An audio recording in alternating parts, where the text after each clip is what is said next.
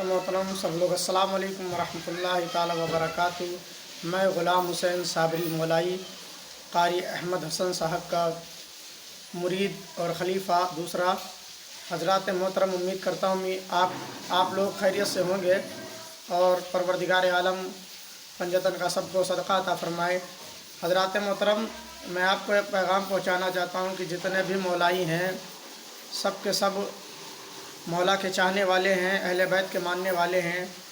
और मैं एक चीज़ बताना चाहता हूँ ख़ास तौर पर मौलाइयत को, और जो मौलाई भाई हैं अपने, उनको मैं पैगाम पहुँचाना चाहता हूँ कि आज की डेट में जो मौलाई हैं सभी कहते हैं, चिश्ती भी कहते हैं, साबरी भी कहते हैं, वारसी भी कहते हैं और तमाम तरह के जमात के लोग भी कहते हैं अपने आप को मौलाई, क्योंकि जब वो बात से हार जाते हैं, बहस से हार जाते हैं तो यही कहते हैं मैं भी तो मौलाई हूँ।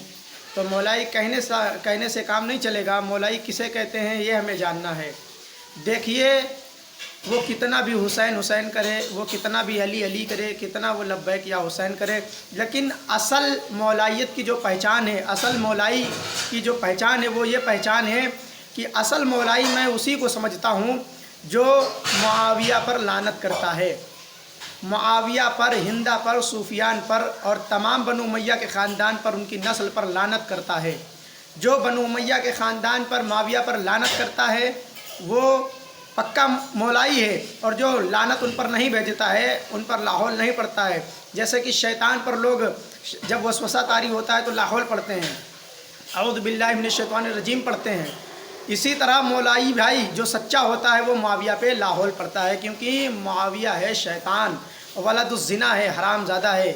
क्योंकि इसने मौलाए कायनात हज़रत अली करमल्लाहु वजहुल करीम से जंग की है, नंगी तलवार लेकर के जंग सिफ़ीन में आया है, मौला को बुरा भला कहा है। तो जिसने मौलाए कायनात हज़रत अली अलैहिस्सलाम को बुरा कहा वो सहाबी नहीं हो सकता, वो मुनाफिक है, वो मुनाफिक है, हरामज़ादा है। जो मौला की शान में गुस्ताखी करे, उनको बुरा कहे, वो हरामज़ादा है, वो कभी मोमिन नहीं हो सकता, वो सहाबी नहीं हो सकता। और हज़रात मोहतरम, जो बरेलवी खारजी नासबी मुल्ला कहते हैं कि मुआविया सहाबी था, तो मैं कहता हूँ सहाबी था तभी तो वो मुनाफिक था, क्योंकि जब तक वो सहाबी नहीं होगा तब तक वो मुनाफिक कैसे होगा। मतलब मुनाफिक बनने के लिए सहाबी को होना ज़रूरी है। वो सहाबी था लेकिन वो छुपा हुआ मुनाफिक था। अगर वो मुनाफिक ना होता तो जंग सिफ़ीन में मौलाए कायनात अलैहिस्सलाम की शान में गुस्ताखी ना करता, उनसे जंग ना करता। और मतलब ये कि मुआविया भी हरामज़ादा था और सूफियान भी हरामज़ादा था।